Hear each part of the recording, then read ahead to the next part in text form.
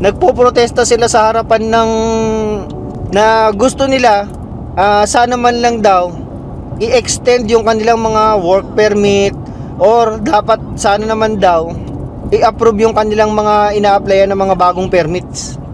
Kasi ano na wala na sila magagawa. Pauwi na sila eh.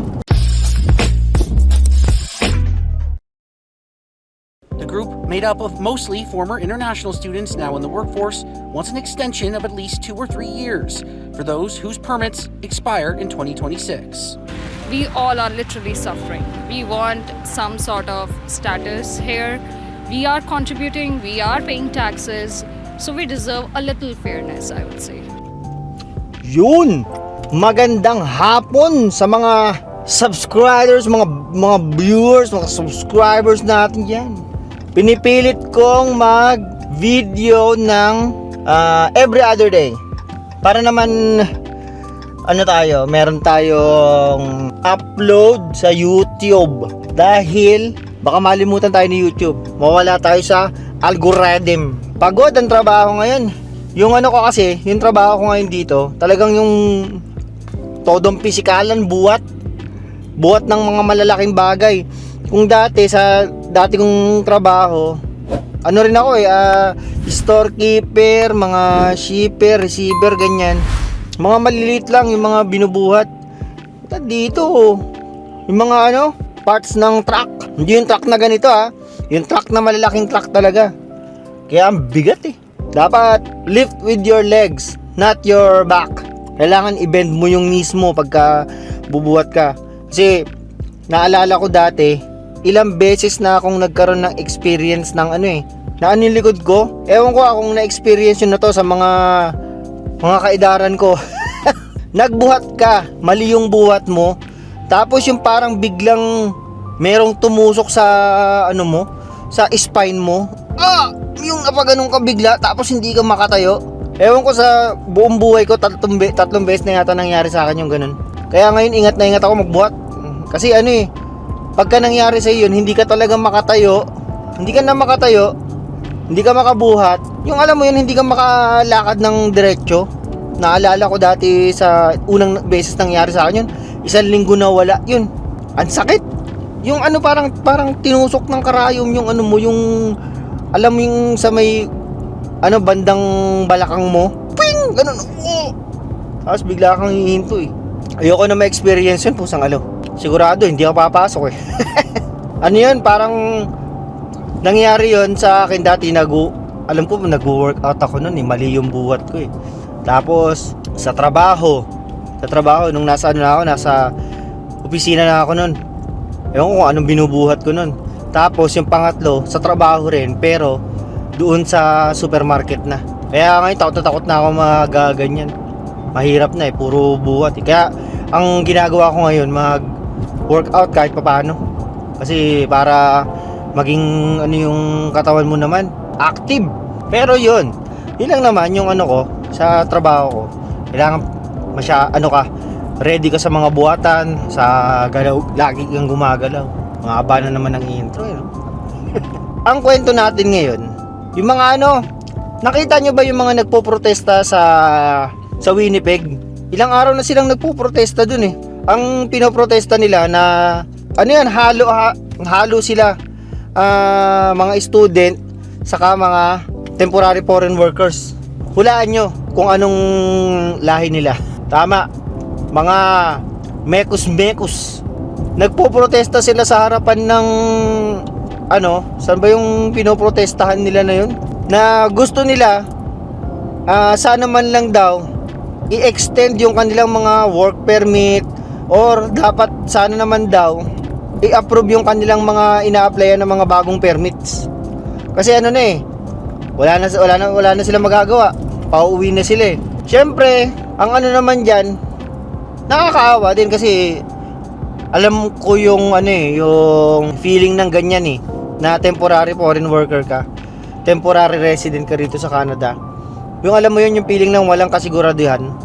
Kaya ang sinasabi nga doon, temporary, di ba? Kahit ano pa mang sabihin, nasa word na temporary ka lang It's either masiswertehin ka na ma-extend through work permit, PGWP sa student, mga ganyan. Pero yun nga, sa ngayon sugal kasi ang hirap. Karamihan yata sa mga yun pasok na yung kanilang mga permits. Mix nga yung mga comments eh. Karamihan ng mga nagko-comment ang kasi dun. Karamihan ng mga nagko-comment mga Canadian. Talagang parang hindi ko alam parang may halo ng siguro sabihin na natin na kasi sila sa na-overpopulate na yung Canada ng mga mekus-mekus ganyan. Kaya lang parang dumadaan na parang bumuborder na sa pagiging racist yung mga pagkatinignan mo yung mga comments. Talagang parang hateful na yung mga comments nila na hindi na tungkol sa dahil lang sa magpapauwi ka ganyan.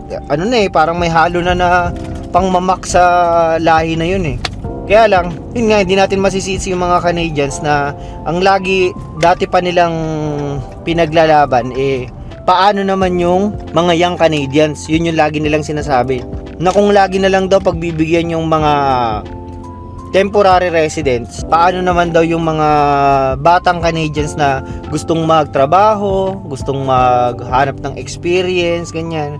Hindi na nga raw sila nakakakuha kasi puro mga temporary residents yung kinukuha. Ang hirap na kasing sumugal ngayon, sa totoo lang. Dati okay pa medyo madali pa talaga yung pagka ikaw ma-PPR. Ngayon wala. Swerte na rin talaga kami na mga na-PR kagad. Kasi yung mga ngayon na nag-a-apply ng permanent residency, lumulusot ka sa butas ng karayom. Ganun kahigpit ngayon.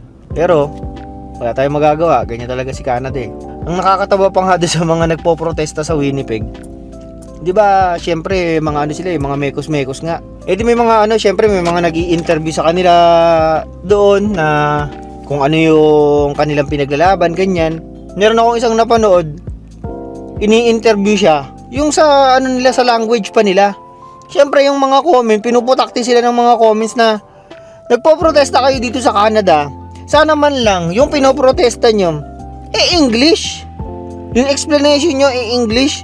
Kayo rin sa language nyo rin. Paano kayo maiintindihan ng mga nandito sa Canada, di ba? Dapat daw ganun. May tama naman, di ba? Para maintindihan ng karamihan, usually mga Canadians, mga nandito na rin yung mga nakakanood. Kasi syempre kung kunyari kayo nasa Winnipeg, syempre nyo rin yan may concern kayo dyan kasi nagkukos din sila ng ng parang ruckus shit dun sa area.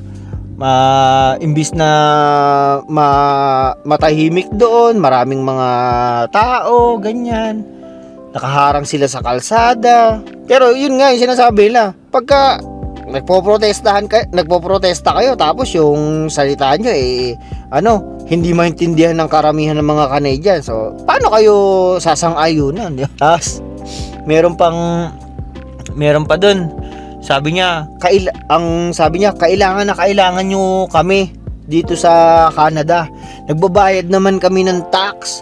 Nagtatrabaho kami ng maayos. Bakit hindi nyo kami pagbigyan na i-extend na manirahan dito, i-permanent resident nyo na, mga ganun. Parang na sila ang isa pang kinakagalit din ng mga Canadians parang masyado na silang pushy. Parang alam mo yun, ginagawa na nilang rights yung pagtira rito, which is hindi. Yung mga PR nga kahit yung mga citizen dito, yung mga naging citizen dito pa rin parang kahit pa kayo na citizen, hindi naman kayo originally dito na di ba? Mga permanent resident, ganyan. Dapat kung ano yung nasa rules ni Canada, yun na susundin natin. Dapat hindi kayo yung parang mayabang pa na parang nagde-demand kayo na ganito, ganyan, kailangan nyo kami.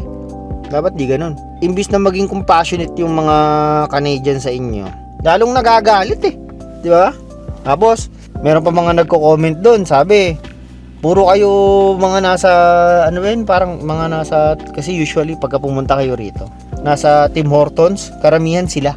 Tapos ang pangit pa doon, okay lang naman na sila yung nagtatrabaho sa Tim Hortons, di ba? Wala namang problema eh. Ang nagiging problema, parang ang pangit ng service ng Tim Hortons.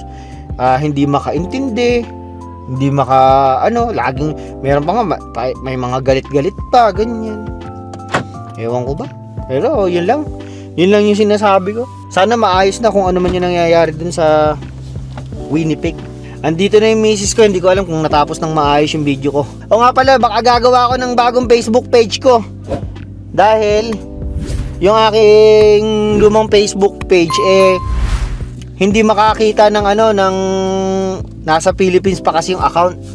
Kaya gagawa ko ng bago. I-follow nyo na lang. Na? Sige na. Kami uuwi na. Baka may malibre mang kape, no? May malilibre ba? Wala, tumawa lang. Sige na, like, share, subscribe yung mga alam nyo na yun. Sige na, paalam.